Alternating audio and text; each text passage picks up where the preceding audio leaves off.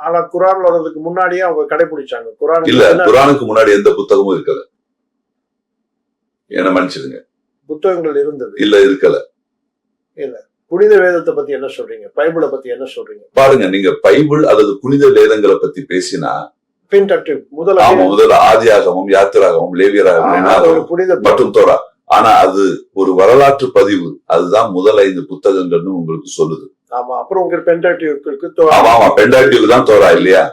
ஆதியாகமம், யாத்திராகமம், லேவியராகமம், எண்ணாகமம் மற்றும் உபாகமம் இதெல்லாம் பென்டாட்டியூக் தோரான்னு சொல்றாங்க. ஆனா இத மக்கள் தான் சொல்றாங்க.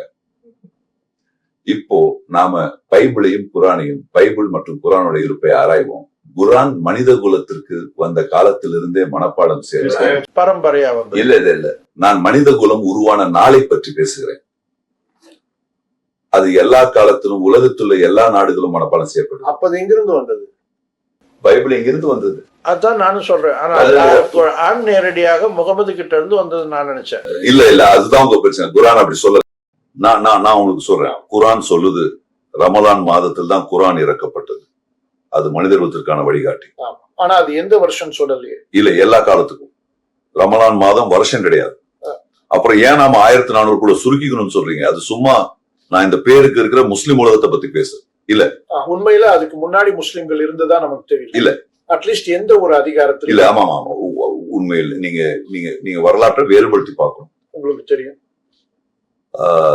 வரலாற்று ஆசிரியர்கள் நாம குரானோட உள் சான்றுகளையே பார்க்கணும். குரானுக்கான ஆதாரம் என்ன? குரானுக்கு முன்னாடி எந்த புத்தகமும் இல்லை. ஏன்னா இது எல்லா காலத்திலயும் எல்லா நாடுகளிலும் மனப்பாடம் செய்யப்பட்டது. ஆனா பைபிளும் அப்படித்தானே? இல்லவே இல்லை. ஆனா முதல் 5 புத்தகங்கள் வாய்வழி மரபாத்தானே இருந்தது. இல்ல. குரான் உலகம் முழுக்க வெவ்வேறு நாட்டினரால மனப்பாடம் செய்யப்பட்டு வருது.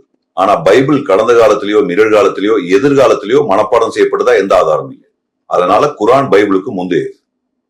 அதனால விஷயம் தலைகீழானது. ஒரு முழுமையான புத்தகத்தோட நகல் தான் பைபிள். பகவத் கீதையை நகல் எடுத்தாங்க, அவஸ்தாவை நகல் எடுத்தாங்க. எல்லா புத்தகங்களும் குரான் தான் ஆதாரம். அது எல்லா காலத்திலும் பாதுகாக்கப்படுகிறது என்பதற்கான சான்று. ஏனென்றால் யாராலும் அதை தொட முடியாது. ஒரு புள்ளி கூட மாறாமல் அது அப்படியே இருக்கு. அது மனப்பாடம் செய்யப்படுவது. இதுதான் உண்மை. ஆமா, அது அச்சிடப்படவில்லை என்றுதான் நீங்க சொல்றீங்க. அது எழுதப்பட்ட பதிவுகளுக்கு முந்தையதா அதான் சொல்ல வரீங்க. அதாவது அது காதுல இருக்கு, மனிதர்களின் மனதுல இருக்கு. மனிதன் எப்போ வந்தான் நீங்க சொல்றீங்க? அந்த கருத்து. ஆமா, நீங்க இப்படி யோசிச்சா மனிதன் முதல்ல வந்தானா, கோழி முதல்ல வந்ததா, இல்ல முட்டை முதல்ல வந்ததான்னு விஷயம் என்னன்னா, குரான் மனப்பாடம் செய்யப்பட்ட வார்த்தையை நீங்க பாக்குறீங்க. என் கையில இருக்கிற இந்த குரான் புத்தகத்தை நீங்க பாக்குறீங்க. என்னால வசனத்தை காட்ட முடியும், நீங்களே படிச்சு பார்க்கலாம். இந்த புத்தகம் இயேசு உட்பட எல்லா தீர்க்கதரிசிகளுக்கும் வழங்கப்பட்டது. அதை நீங்க பாக்கணுமா? அது நல்லா இருக்கும். ஆமா, கண்டிப்பா. ஆமா, 6 பாருங்க, இங்கிருந்து படிங்க. எனக்கு ஒரு குரான் கிடைக்குமா? சரி. இப்போ நீங்க இந்த வசனங்களை வாசிச்சா தீர்க்கதரிசிகளோட பெயர்கள் வரத பாப்பீங்க. அதைத்தான் நான் தேடிட்டு இருக்கேன். ஈசாக்கையும் யாக்கோபையும் ஆமா, தொடர்ந்து வாசிங்க. அப்புறம் இங்கிருந்து தொடர்ந்து வாசிங்க.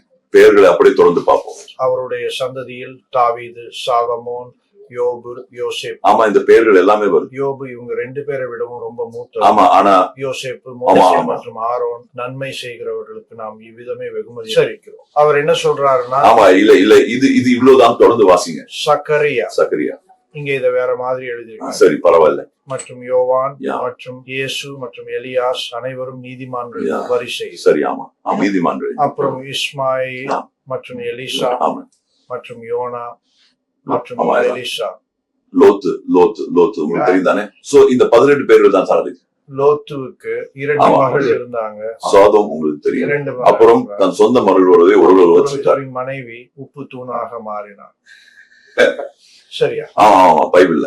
சரிதான். ஆமா, பைபிள் சில பக்கங்களை திருப்புங்க. அதனால ஆமா, நீங்க தொடர்ந்து படிங்க. இப்போ நாடுகளுக்கு மேல சாதகமா அவங்க உண்மையில அவரோட மகள்கள் 2 நாடுகள் ஆரம்பிச்சாங்க. அவங்களுக்கும் அவங்களோட தந்தை பாத்தீங்களா? இதுதான் நீங்க நம்புறீங்க இல்லையா? பைபிள் இதைதான் சொல்லுது. எனக்கு இது தெரியவே. அப்புறம் மனித இனங்கள் இன்னொரு வரலாற்று புத்தகம். ஆமா, சரி, இதை படிங்க. நாம அவங்களை தேர்ந்தெடுத்து அவங்களை நேர்வழியில் நடத்தணும். பாருங்க, சரி, இது எல்லாத்தையும் நான் ஏத்துக்கிறேன். அப்புறம் இதுதான் அல்லாவின் வழிகாட்டுதல். அவன் யாருக்கு விரும்புகிறானோ அவனுக்கு அந்த வழிகாட்டுதலை வழங்குகிறான். அதை அவன் செய்கிறான். அவன் யாருக்கு விரும்புகிறானோ அவனுக்கு தன்னை வெளிப்படுத்துகிறான். அவனுடைய வழிபாட்டாளர்களில் அவர்கள் அவனுடன் மற்ற தெய்வங்களை இணைத்தால் அவர்கள் செய்ததெல்லாம் அவர்களுக்கு வீணாகிவிடும். வீண். இப்போ நீங்க அந்த வேற தெய்வங்களே இல்லாதப்போ நீங்க எப்படி வேற இந்த வசனத்தை படிங்க. இது முக்கியமான வசனம். சரி, இவர்கள் தான் அந்த மனிதர்கள். இவர்களுக்கு நாம் வேதத்தை கொடுத்தோம், அதிகாரத்தை, தீர்க்க தரிசனத்தை. இவர்களுடைய சந்ததியினர் இவற்றை நிராகரித்தால் இதோ நாம் இவர்களின் பொறுப்பை ஒப்படைப்போம். வேதத்தை, அதிகாரத்தை நம்புவோம். ஒரு புதிய மக்களுக்கு நாம் அவர்களை கொஞ்சம் பொறுங்க. இல்ல கொஞ்சம் பொறுங்க. இப்போ இவங்களை இயேசு குறிப்பிட்டிருக்காரு, சகரியா குறிப்பிட்டிருக்காரு. இவங்க எல்லாரும் 18 தீர்க்கதரிசிகள். ஆனா புத்தகம் ஒண்ணுதான். எனக்கு புரியுது. அப்போ இது இந்த புத்தகம் பழங்காலத்துல இருந்து வருது. சரி, தாராளவாத முஸ்லிம்கள் கூட முழு ஒரே செய்தி தான் நீங்க சொல்ல. இல்ல, நான் அதே புத்தகத்தை பத்தி பேசுறேன். நான் செய்தியை பத்தி பேசல, புத்தகத்தை பத்தி பேசுறேன். இந்த புத்தகம் பழங்காலத்து மனித குலம் முழுமைக்கும் கொடுக்கப்பட்டது. முன்னாடி இந்த புத்தகம் அச்சிடப்படுவதற்கு முன்னாடி இல்ல, இது நினைவாற்றல் இருந்து நாம் பேசுறோம். சரி, அதைத்தான் நானும் சொல்றேன். இந்த புத்தகம் அச்சிடப்படுவதற்கு முன்னாடி செய்தி மட்டும் தான் இருந்தது. அதைத்தான் நான் அது நினைவாற்றல். இல்ல புத்தகமாக இருந்தது. ஒரு காகிதத்தை நீங்க அதை கொண்டு வந்தீங்க, அல்லது ஒரு சுருள், அல்லது இப்போ கம்ப்யூட்டர்ல. அதுக்காக புத்தகம் அங்க இருந்ததுன்னு அர்த்தம் இல்ல. புத்தகம் எப்போதுமே நினைவாற்றல் இருந்தது. அதைத்தான் நான் சொல்றேன். நீங்க அதை கம்ப்யூட்டர்ல கொண்டு வந்தாலும் அல்லது எதுல போட்டாலும் நாளைக்கு அது சிப்போல வேற எதுவோ, ஆனா புத்தகம் நினைவாற்றல் இருக்கு. அது கடவுளோட புத்தகம். எல்லா தீர்க்கதரிசிகளுக்கும் ஒரு புத்தகம் கொடுக்கப்பட்டது, அல்லது ஒரு சுருள். அவங்க எல்லா தீர்க்கதரிசியும் நிறைவேற்றாங்க. இல்ல, ஆனா நாம இங்க பேசுறது 18 தீர்க்கதரிசிகள் மற்றும் புத்தகம் ஒண்ணுதான். நான் சுட்டிக்காட்டுற முக்கியமான விஷயம் அதுதான். அப்புறம் தீர்ப்பு நாள்ல மனித குலத்தோட எந்த புத்தகம் தீர்ப்பளிக்கப்படும்? ஏன்னா இங்க தீர்க்கதரிசிகளை பத்தி சொல்லப்பட்டிருந்தா தீர்ப்பு நாள்ல எந்த புத்தகம் முன்னாடி கொண்டு வரப்படுச்சு நம்ம பார்க்க முடியும். அதே புத்தகம் தான்.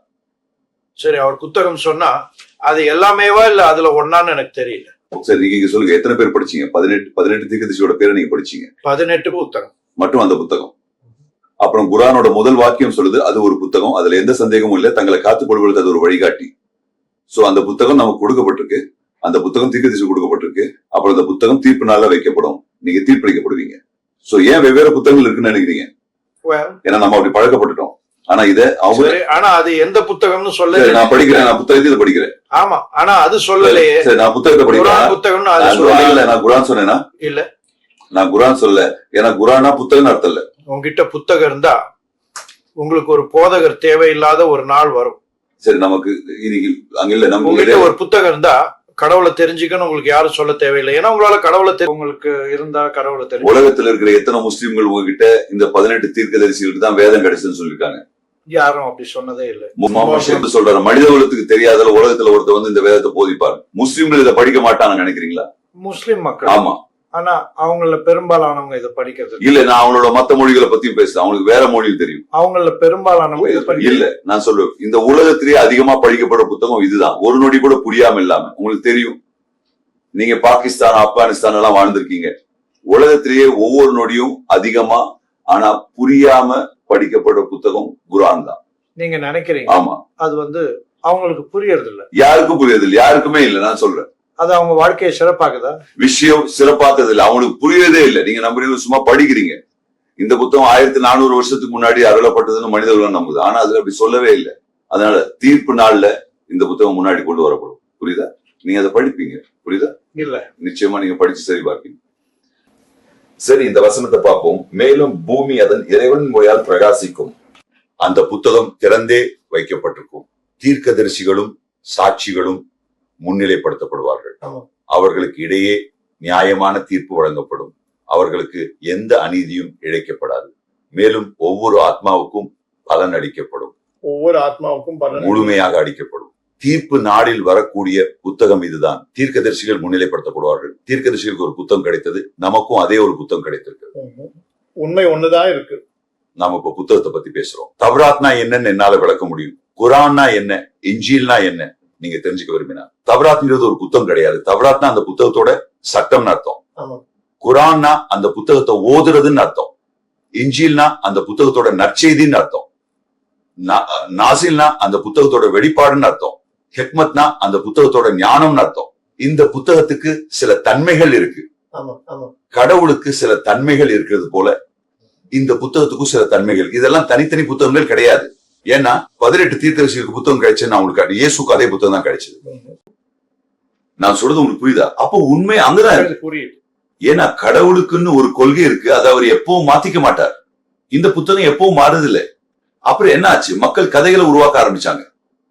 இந்த வெவ்வேறான கதைகள் தான் உலகத்துல பிரச்சனைகளை உருவாக்குது. இப்போ இத படிங்க. இது சரி, சொல்லுங்க. நீங்க எதை வேண்டுகிறீர்கள் என்று பார்க்கிறீர்களா?